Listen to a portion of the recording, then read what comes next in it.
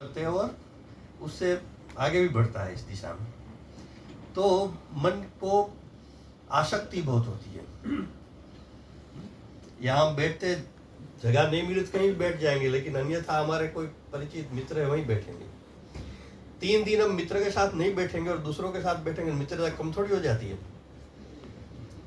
तो बुद्धि और मन का ये संघर्ष चलता है हर मनुष्य के मन में। बुद्धि कहती है कि हाँ 10 लोगों के साथ बैठे तो मित्रता 10 बढ़ जाएगी, लेकिन मन वो करने नहीं देता है, वो तो अपने मित्र के पास ही बैठने हुए। तो ये अटैचमेंट जो है, इसको डिटेच करना, आसक्ति से अनासक्ति योग, जो अनासक्ति की बात गीता में कही है वो ये है। तो पहले दिन से क्लास में बच्चों को कहना है कि अलग अलग बेंच पर रोज बैठना है। तो ऐसी एक्सरसाइज हर विषय में करनी है। और मन ठीक रखने के लिए 4-5 स की बात है: संगीत, सेवा, स्वाध्याय, संयम और सत्संग। ये 5 स है। तो ये प्रवृत्ति से बच्चों को लिए संगीत हमारी शिक्षा का अनिवार्य अंग था प्राचीन शिक्षा में। क्यों था? इसलिए था। और छोटा उदाहरण है कि 2 मित्रों के बीच में, भाई के बहन के बीच में झगड़ा हो गया, मेरे और अजय जी झगड़ा हो गया, तो अजय जी क्या सोचते हैं? अतुल कोठारी ऐसा ही है, उन्होंने ओम जी को भी ऐसे किया था, उन्होंने राजेंद्र जी से भी ऐसे ही किया था, इनको बराबर सबक सिखाते हैं, आगे तनाव आगे बढ़ता रहता है। ऐसे समय जो संगीत आपको अच्छा लगता है वो सुनने लगते हैं, धीरे धीरे मन शांत हो जाता है। तो ऐसे हर विषय के प्रैक्टिकल प्रयोग है। ये जो उच्च शिक्षा भारतीय दृष्टि है, पर्यावरण का पाठ्यक्रम सब में है कि करना क्या है बच्चों को। क्षमा करिए मैं डिस्टर्ब कर रहा हूँ आपको, कि आध्यात्मिकता की जो बात करते हैं, तो आध्यात्मिकता सबकी बात नहीं है, बहुत कठिन है ऐसा सब लोग कहते हैं। तो मैं कहता हूँ ऐसा नहीं है। भारत दुनिया में एक राष्ट्र, आध्यात्मिक राष्ट्र कहा गया। क्यों? क्योंकि यहाँ जन जन आध्यात्मिक था, जन जन के जीवन में आध्यात्मिक थी। व्यवहारिक आध्यात्मिकता है ना, वो एक बात है। तो व्यवहारिक आध्यात्मिक तो स्वामी विवेकानंद जी ने बहुत सुंदर कहा है कि निस्वार्थ भाव से कोई भी कार्य करना वो आध्यात्मिक बात है। इसलिए हमारे यहाँ सुबह उठकर हम पक्षियों को दाना पानी डालते थे, चींटियों को आटा डालते थे, महिलाएं पहली रोटी कुत्ते को देती थी।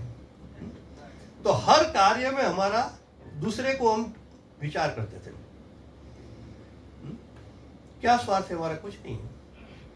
तो वो जो एकत्व की परिकल्पना है ना, वननेस, उससे जोड़ता है वो कि ये सारा हमारा परिवार है, उसका भी जीवन अच्छा चले, इसलिए उसको हमने सहयोग करना चाहिए। वो गांव के अनपढ़ लोग, गरीब लोग या बच्चे छोटे, उनको मालूम नहीं है सिद्धांत, लेकिन व्यवहार में सिद्धांत है उनके। इसलिए भारत आध्यात्मिक राष्ट्र कहा गया है। और आध्यात्मिक दृष्टि लाना है नहीं क्या है? तो शिक्षा में आध्यात्मिक दृष्टि, तो हर पाठ के बीच बाद एक्टिविटीज, गतिविधियां होनी चाहिए कि इस आचार्य ने पढ़ाया, बच्चों ने पढ़ा, बाद में व्यक्तिगत जीवन में, पारिवारिक जीवन में, सामाजिक जीवन में, राष्ट्र जीवन में करना क्या है। दिन में 6 लेक्चर हो गए, 6 पाठ पढ़ेंगे तो 6 बार यही सोचेंगे। 20 साल पढ़ेंगे तो 20 साल यही हर दिन सोचेंगे। यानी वो अंतर्मुखी बनेगा कि दुनिया क्या कर रही है मुझे नहीं सोचना है, मुझे क्या करना है, what is my duty, what is my responsibility. जो अपने अंतर सोचने देखना शुरू करते हैं और नियमित एक प्रक्रिया हो जिताती है, उनकी दृष्टि बदल जाती है, वो अंतर्मुखी हो जाता है। आज दुनिया बहिर्मुखी है। आपने कहा ना, बहुत सही कहा कि वे भारत के प्रधानमंत्री क्या बोल रहे हैं, अमेरिका राष्ट्रपति क्या, इस पर टीका टिप्पणी हमने रोज करते रहते हैं। मेरा दिन कैसा 24 घंटे का 10 मिनट सोचने का समय मिलता है क्या? तो ये अंतर्मुखी बनेगा, वही आध्यात्मिक दृष्टि। अंतर्मुखी बनेगा तो मनुष्य बुद्धिमान प्राणी है, धीरे धीरे सोचेगा कि मैं कौन हूँ, मेरा अस्तित्व का कारण क्या है, मैं कहाँ से आया हूँ। सोच तो ध्यान में आता है कि मैं तो मूल तो स्वरूप मेरा आत्मा है, और जो अपने आत्मा से नजदीक जाता है वो परमात्मा से नजदीक जाता है, वहाँ आनंद ही आनंद है।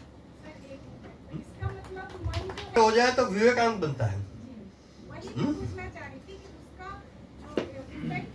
उसको किस प्रकार उनका शिक्षण आप करते हैं, ऐसा मन बनता है।